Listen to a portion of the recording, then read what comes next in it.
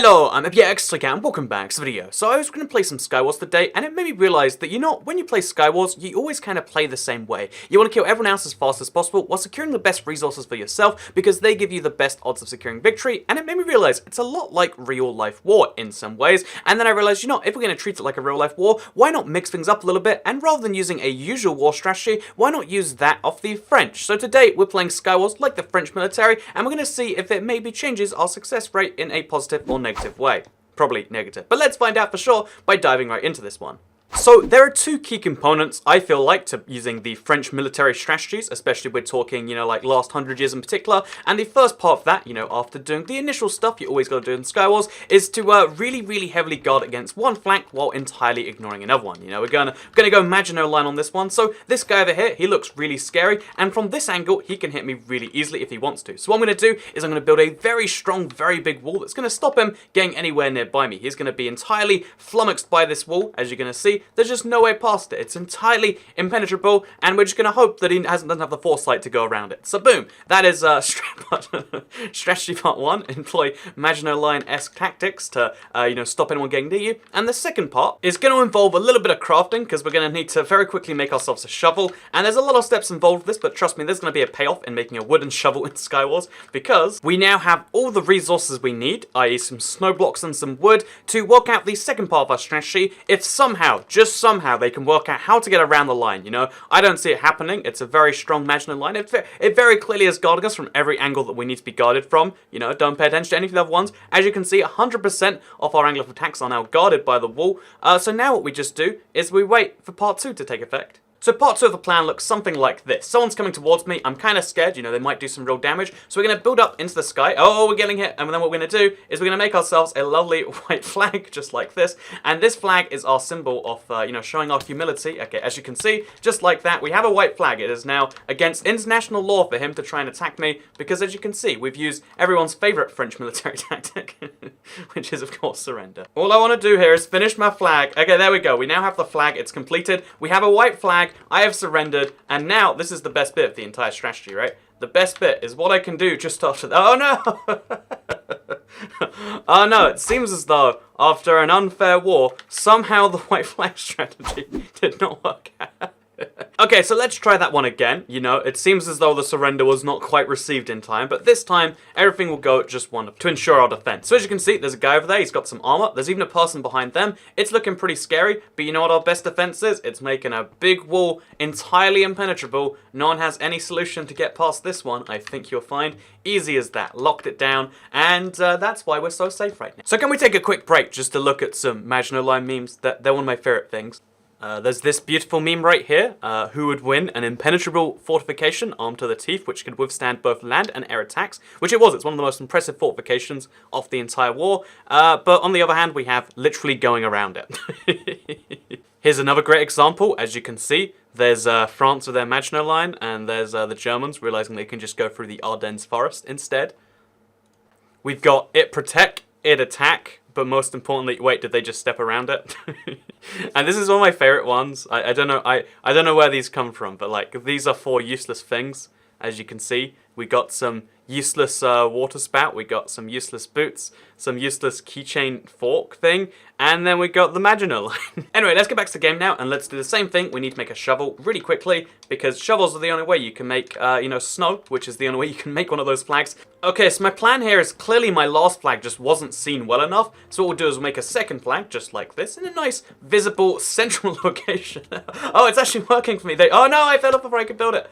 Okay, we're gonna just attack some, get them away from my surrender flag. I will fight, and I will fight to the death to protect my surrender flag.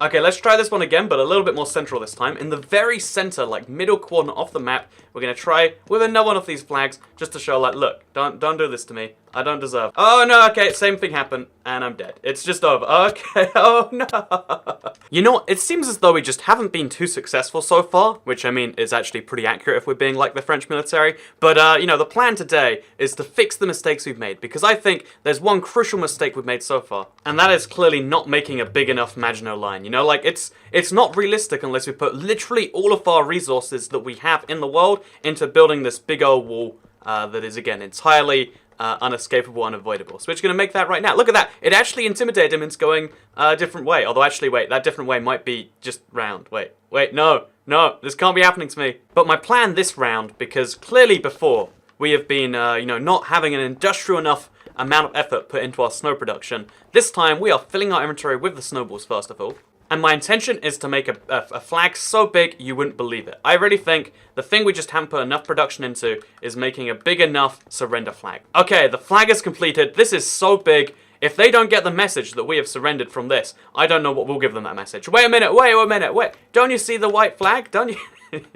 Oh, look at that majestic beauty of a flag. I think clearly if we just go back to the flag, we need to reclaim our surrendering ancestry. Okay, look at it. Look at the flag. Look up. Oh, okay, he's not understanding this. Oh my god, I don't know what happened. But apparently we won. The art of the surrender has proven dividends. I mean, winning one game in every 3 is a great record when you're the French army, I do believe. This time my intention is to use up 2 entire shovels. But yeah, it's my intention just to use as much snow as I can. The bigger the surrender flag, the more success you get, apparently. That is what I've learned.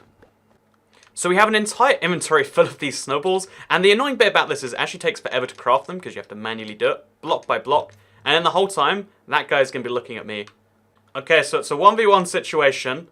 Even though the guy is weak and busy doing something else, I still think this is the perfect time to surrender. So here is my beautiful...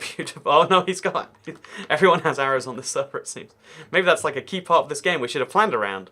Let's just accuse the enemy of having unfair tactics. Much better idea. Oh, I'm actually getting arrows from this whole ordeal. Maybe if we just intimidate the guy in full diamond armor hard enough, he'll just give up. And that's how we'll win the fight. He's got to run out of arrows eventually, right? And then what's he going to do? He's going to realize that the superior power of surrendering. Maybe I'll just, be stuck in a snowball fight all day. This is nice. Doesn't feel very... Oh, wait, no way! No way! It worked! Was sniped by Toy Cat.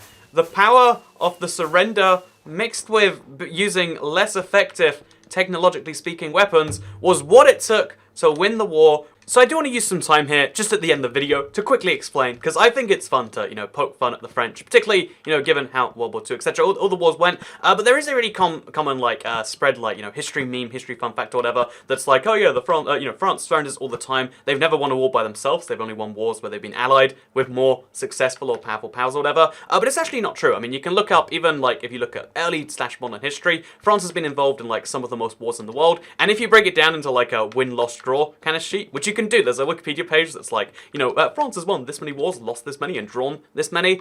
They have a really good, win-loss ratio. It's like, a 2.5 to 1 or something. It's just the losses that they did suffer were most significant for history. But yeah, France were one of the victors of World War II, was one of the kind of losers, and it's because of their kind of key role in, call it the fight back or whatever, but, because of their key role in that they're one of the, both world's only, sanctioned nuclear powers, so kind of a key thing, particularly in Europe. It's also worth noting they have one of the 5 permanent UN Security Council seats, which means they have the same, global diplomatic power as the US, the UK, Russia, China, etc., technically speaking. So, yeah, France is quite powerful, and they've got many, great things under their belt. It's just, there's one particular fun defeat that it's fun to make fun of.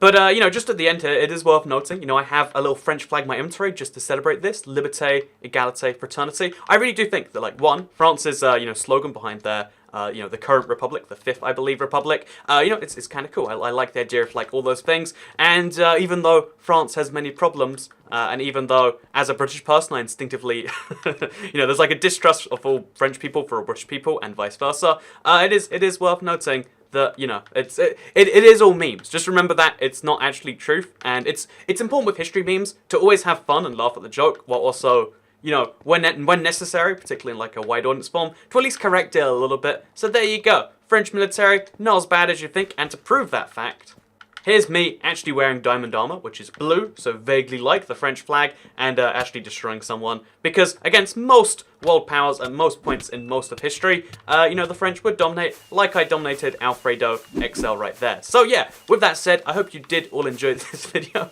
There's going to be a lot of mad French people in the comments who didn't make it this far and are just like, what is that all about? But I hope you all enjoyed it in some way. You can like this video if you did like it, you can share if you really liked it, and you can subscribe if you're around here.